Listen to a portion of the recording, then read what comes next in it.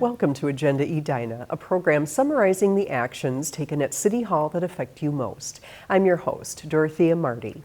In response to an increase in crimes against people and property, 2 City Council members recently wrote a resolution calling for strong law enforcement, including prosecution of repeat offenders, to return a sense of safety to the community. Whereas a marked increase in crimes of property and of the person has occurred in Edina.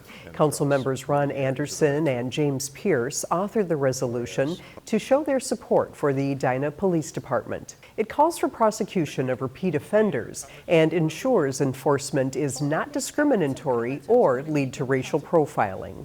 Well, actually, there were a couple of mothers who were concerned for their sons who are African American. And so it was important to me, not only that we wrote a resolution that showed how serious we are as a council in supporting our police department, but that we're also sending the message that we need to make it through this together. We're better together. We didn't want any aspect of racial profiling or anything like that to be tagged with our community. And so Ron and I worked together to do a resolution that accomplished both of those things. That resolution is intended to support the efforts of our outstanding Edina Police Department and to make it clear to elected officials on a state and county level that we have to look to them to create stricter guidelines and help in terms of crime mitigation. We support them in that, as we support our police department, as we support the community in their concerns. So I believe that it's the council's strong message to the community that this is not okay, we do not tolerate this here, and we look to the greater welfare of our community. All those in favor of adoption of that resolution as stated by Member Anderson, say aye. Aye. Opposed? Carried. The resolution, approved by the City Council at its first meeting of the year, ends with a strong statement. The City Council declares its official intent to support the Edina Police Department and to cooperate with state and county authorities in the required effort to return our homes, streets, and commercial areas to the level of safety all law-abiding residents deserve and demand. Minnesotans love their winter activities, especially ice skating.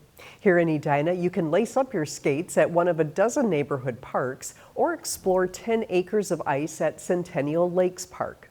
Getting the ice ready this year was especially challenging, but worth the wait.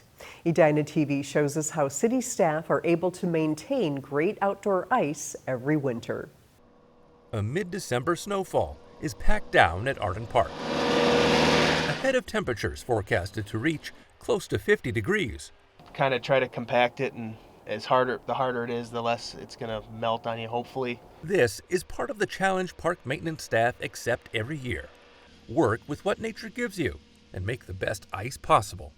It has been a wild ride. At Centennial Lakes Park on December 15. Today we have a lot more slush than we have ice. Warm temperatures made the ice too thin to work on.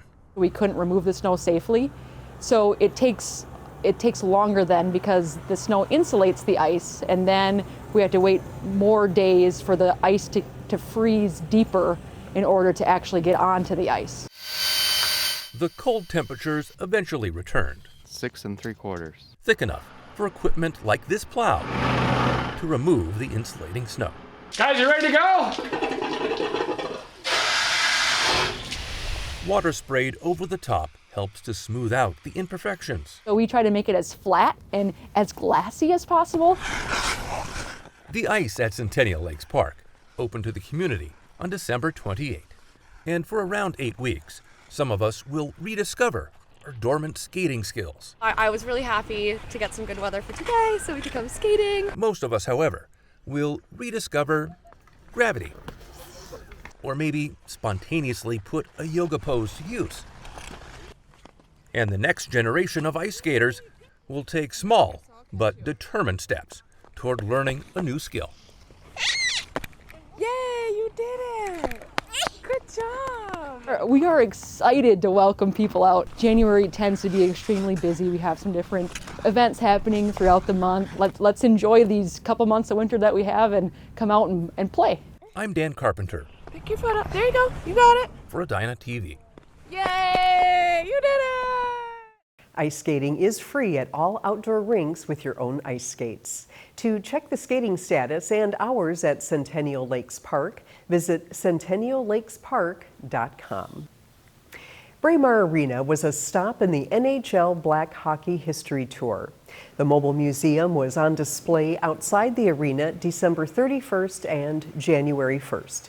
The museum highlights the pioneers and trailblazers who helped shape the National Hockey League while showcasing some of today's top players. We didn't know a lot about African American hockey players, so to see kind of that there are some out there and that they've been very successful, it was neat to see that and see some of the memorabilia and stuff. The museum's visit coincided with the NHL Winter Classic on New Year's Day. However, the NHL chose Braemar Arena with its own distinguished hockey legacy to host the museum. It was really interesting walking through the trailer and seeing the exhibit, and I recognized probably 4 to 6 players that were in the exhibit that had skated at Braemar that I've seen around here in the summer. So yes, it is making a difference.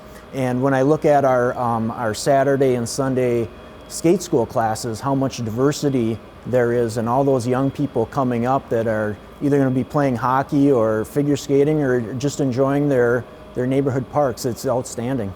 Visitors were able to see displays, photographs, and memorabilia from ticket stubs to jerseys. The museum also includes a section on women's hockey as it promotes the theme, Hockey is for Everyone.